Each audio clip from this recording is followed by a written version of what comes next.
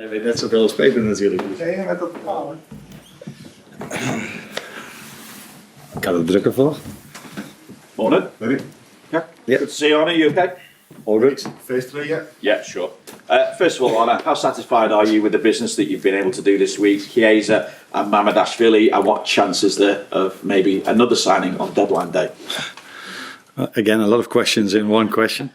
Of course, we're happy with the ones we signed because I said many times that it's difficult for us to make the team even stronger because we already have a very strong team. And if we then find them, of course, we're very happy with that. So Chiesa is someone who can help us for the short term. And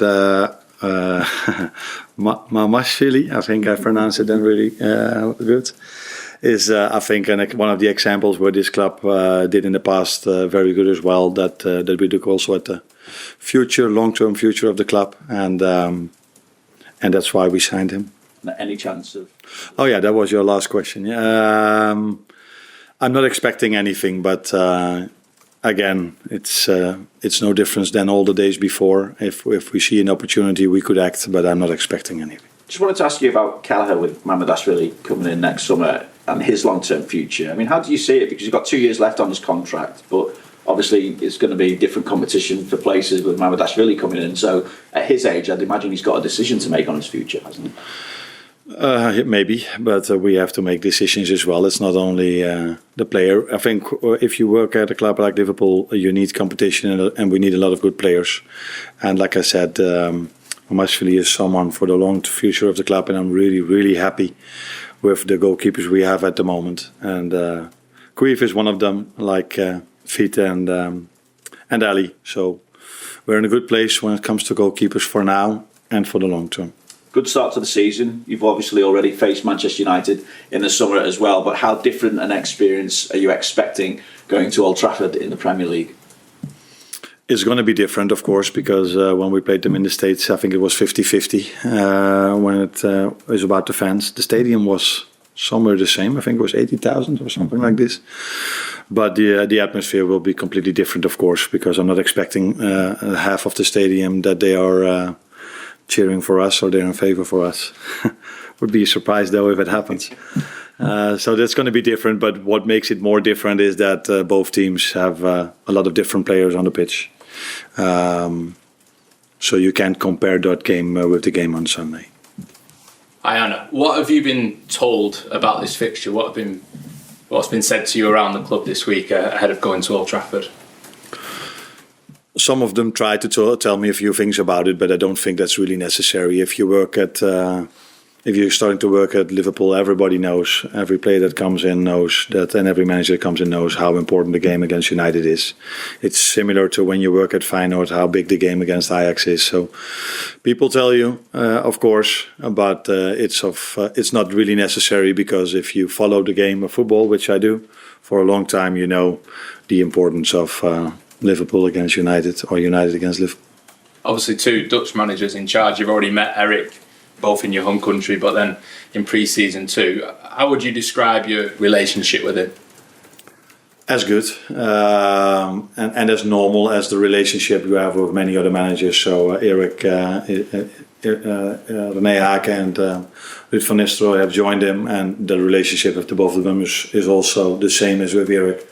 I would call that very good, because we respect, all of us respect each other a lot because of what these managers did at their former clubs. And they've been successful, all 3 of them, at the clubs they worked at in the past. So there's a good good relationship between us. Friends? No friends. No. Friends is something else, I think. But a very good relationship. But a friend is someone you see a lot and you go out with, either to dinner with. But that's not something we've done in the past. That's for that we don't know each other well enough. Thank you. Hi Arne. On Federico Chiesa, he hasn't played since the Euros and didn't have a pre-season. Just wondered, do the fans have to be a little bit patient with him to see the best out of him? And how excited are you to sign such an exciting winger who is still only 26? Excited. Like I said before, if we sign someone that can help us achieving our goals and improve the squad, if we then find someone, of course you're really excited that we brought him in. I think one of the best things of working here, what I've noticed till now, is the culture of this team. They work really hard to try to achieve their goals, and I think then it's really important that the first player you bring in has that same attitude and that same how should I say this?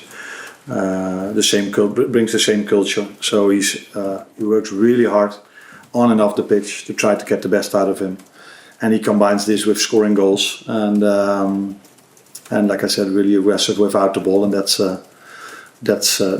are already two characteristics with him. Can playing on so many positions on the right, on the left, and maybe even in the middle. Makes him an interesting signing for us. Although I agree with you, we should take care of him in the beginning because he didn't train with the team in the last 2 weeks, but before he did. Haven't played many game minutes yet, but we have a very good performance staff. So we will build him up in the right way, and then hopefully we can see his quality in the near future. And when you're in the Netherlands, I mean, you've experienced one of the fiercest rivalries in European football with Feyenoord against Ajax. I just wondered, how much does that experience prepare you for what is the biggest rivalry in English football? I think preparing for every game takes a lot of time, and one of the most important things is prepare them for what they can expect. And what they can expect is mostly about the players they face, but I think now playing in a hostile environment with 75,000, I think it's 75, isn't it? Players have to be aware of that, but the good thing for me is it might be my first time that I go there with Liverpool. It's going to be my second time over there. But many of these players have played there before, so I don't think I have to prepare them for these 75,000. They've been used to this, but I've prepared them in the best possible way of what they can expect, because United plays, in my opinion, a bit different than the last 2 seasons. So therefore I need to prepare them. Arne, do you think talk of Chiesa's injury record is over-exaggerated? There's no concerns there for you at all? Would be the first time that English media over-exaggerate, wouldn't it be? I think it's true that he had a long-term injury with his ACL, but for the rest, I don't think he had big injuries, minor injuries like every other player maybe. But again, we have a lot of trust in our performance staff, and the good thing is that he's not the only winger we have. He's 1 out of 4, where some others can play in that position as well. So if he's not available at certain moments, it will not only be with him, it will also be with the others. Then there are still enough choices for me to make, enough players for me to choose. See any more outgoings today, Arne? Maybe someone like Benzo going out on loan, or Nat Phillips, who's been on the fringes of things?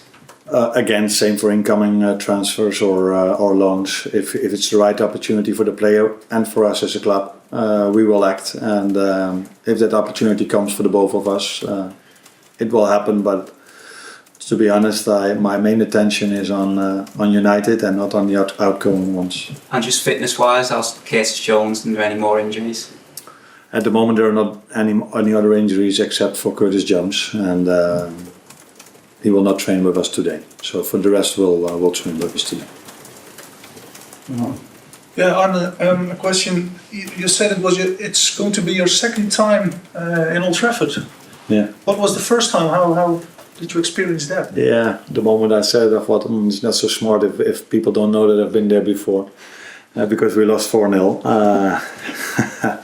with one of my former clubs in I think it was the Europa League when Gunnar Solskjaer was still there. So that wasn't the best experience, but it's also although we had a very good team back then with AZ Alkmaar at home, we played 0-0 against them. I think I have a better team now to go to Old Trafford, but you cannot compare, of course, anything. And one question about when we in Holland, when we talk to trainers, managers who worked here, Van Gaal, Hiddink, Ten Hag, they all say the same, that they were surprised about the fact that in England there's always pressure on the ball. If you play United, if you play Yeovil Town, it doesn't matter. Of course, you're only a short period here, but can you see what they experienced? I'm not sure if they said this or meant this. What I see is maybe not that there's always pressure on the ball. Not every team has a high press. Most of them do, though, but not every team has. But the physicality of the league is much higher than we are used to in Holland. So if in Holland you face the number of 10 to 18, then there's a lot less physicality. But when we played Ipswich, the first half, they conceded a few yellows who were maybe close to, in Holland, it would have maybe been a red card. That's a bit exaggerated, so I get used to the English media.